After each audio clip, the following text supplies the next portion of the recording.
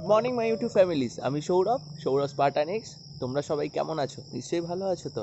হ্যাঁ, তো যেটা কথা ছিল, আজকে আমরা ইন্দিরা চকে মাস্টারদার হোটেলে ছিলাম রাত্রিবেলা। যেটা রাত কাটানো হয়েছে। রাত্রিবেলার খাবার অনেক চিপেস্ট প্লেস। মানে তোমরা যদি 2জন কিংবা 4জন কি 8জন যতই গ্রুপে আসতে চাও, এখানে খাওয়ার থাকার সুব্যবস্থা আছে। তো পেছনে দেখে নিতে পারো ব্যানারটা, আর ডিসক্রিপশন বক্সটা ফলো করো যাতে পুরো ইনফরমেশনটা পাওয়ার জন্য।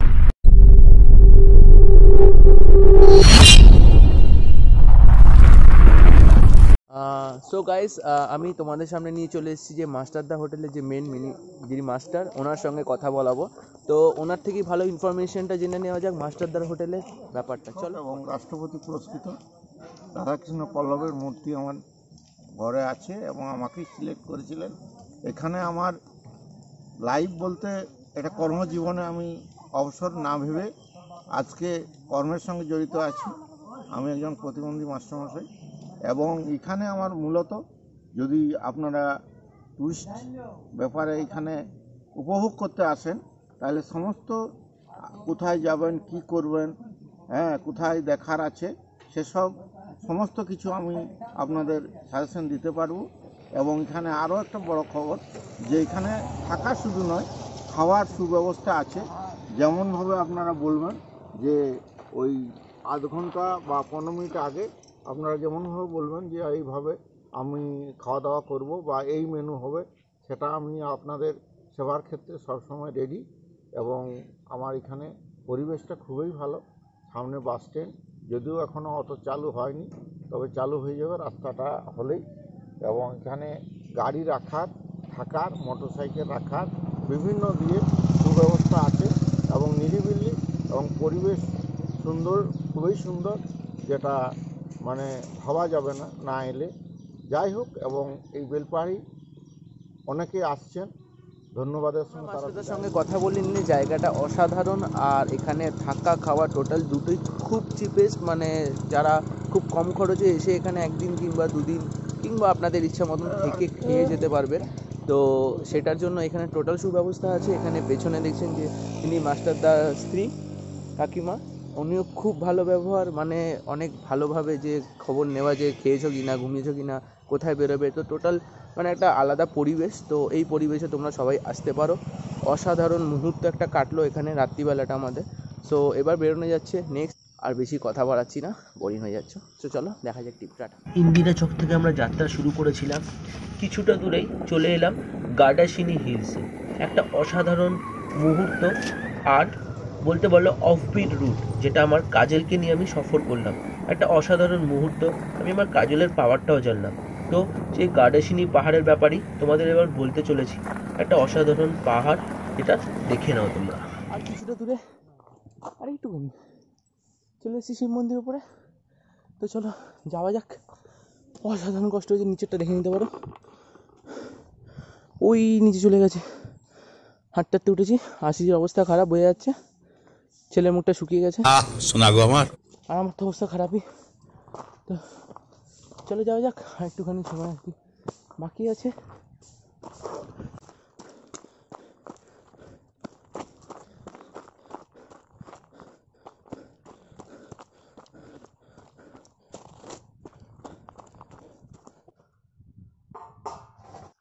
হরে কৃষ্ণ। তো তোমরা যেটা দেখতে পাচ্ছ, এটা বাসুদেবের মন্দির। ভগবান বিষ্ণু ভেতরে বিরাজমান। তো শ্বেতপাথরের মূর্তি, খুব সুন্দর মন্দিরটা পাহাড়ের উপরে, অসাধারণ অবস্থায় আছে। চলো আরও আছে, পরে যাওয়া যাক।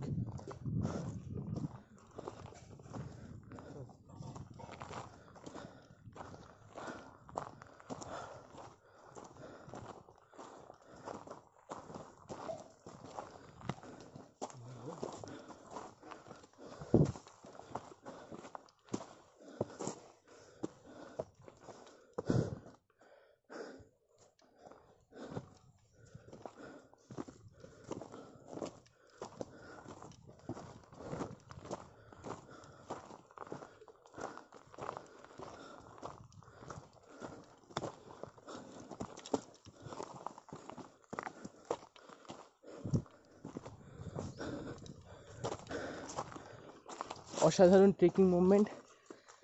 আমরা এতটাই উপরে চলে এসেছি, নিচেটা তোমরা দেখতে পাচ্ছ কোথায়, জানে ডালা মারে ডালা। চলো, দেখতে পাচ্ছ খাদের অবস্থা। সো সেফলি ভাবে যেতে হচ্ছে আমাদেরকে, প্লাস তোমাদেরকে দেখাতে হচ্ছে, যাওয়ার শেষ নেই, চলতে থাকো। অসাধারণ একটা মুহূর্ত, সেই উত্তেজনার চরম, নিজের ট্রেকিং টাইম। নিচেটা দেখতে পাচ্ছ তোমরা, ভিউ পয়েন্টটা মারাত্মক, অসাধারণ ভিউ পয়েন্ট। আমরা এত দূর উপরে উঠে এসেছি আপাতত, মানে বলতে গেলে টোটাল বেলপাহাড়ি জঙ্গলটা এখান থেকে ভালোভাবে দেখা যাচ্ছে। পায়ের জোর আছে, হার্টের জোর আছে, তারাই একমাত্র গড়াইশিনিতে এইসব মজা নেওয়ার জন্য, নাহলে কিন্তু অনেকটা চাপের হয়ে যাবে। কারণ কি পাহাড়ের রাস্তাটা খুবই সচ্ছল না, দুর্গম রাস্তা, সাইডে খাদ ভর্তি, রাস্তাটা অনেক ন্যারো হয়ে গেছে উপরে উঠতে উঠতে। সো আসতে গেলে তোমাদেরকে খুব কষ্ট আসতে হবে। আর যাদের হাঁটুর প্রবলেম, প্লিজ তারা এসো না, আমার কথা বলবো, কারণ কি প্রচুর প্রবলেম হবে, হাঁটুতে বিশাল প্রেশার পড়বে।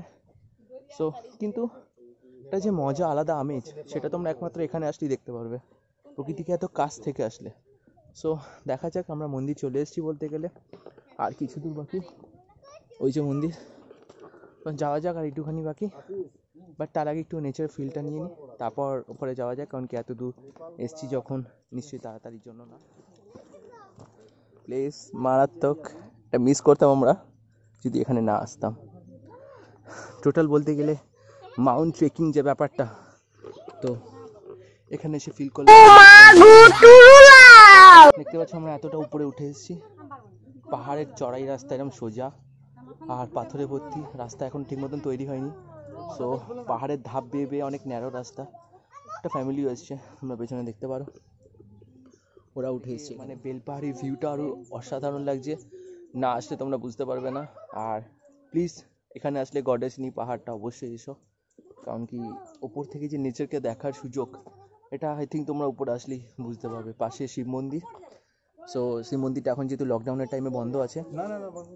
বন্ধ নেই, নিচে পুরোহিত আসবে। ও আচ্ছা, পুরোহিত আসবে, পুরোহিত ওই যে বিষ্ণুদেবের যে মন্দিরটা দেখলেন ওখানে পুজো করছে, ওখানে পুজো করার পর এখানে আসবে তার লাস্ট পুজো করতে। মানে সে প্রত্যেকদিন ওঠানামা করে, আমরা এখানে নতুন না, সেই জন্য কষ্ট হচ্ছে, বুঝতে পারছো তো। আহা গো শোনা। সো প্লিজ ভিজিট করো গড়াইশিনির পাহাড়, অসাধারণ মুহূর্ত। লাস্টে ওই যে শিব মন্দির তোমরা দেখতে পাচ্ছ, তা লাস্ট তোমাদেরকে দেখালাম, ওখানে উঠে কটা ফটো তোলা হয়েছে, এখানেও কটা ফটো, কিন্তু অসাধারণ ভিউ পয়েন্ট, আর সেই হাওয়া দিচ্ছে। মানে এত যে কষ্ট করে উঠলাম, বলতে মানে বলে বোঝাতে পারবো না যে এত কষ্ট করে উঠলাম, যে মানে ক্লান্তিটা পুরো দূর হয়ে গেলো জাস্ট এই কিছু মুহূর্ত থেকে হাওয়াটা নেওয়ার জন্য। বুঝতে পারছো হাওয়ার কি বেগ এখানে, পাহাড়ের টপ ফ্লোর, একটা আলাদা এক্সপিরিয়েন্স।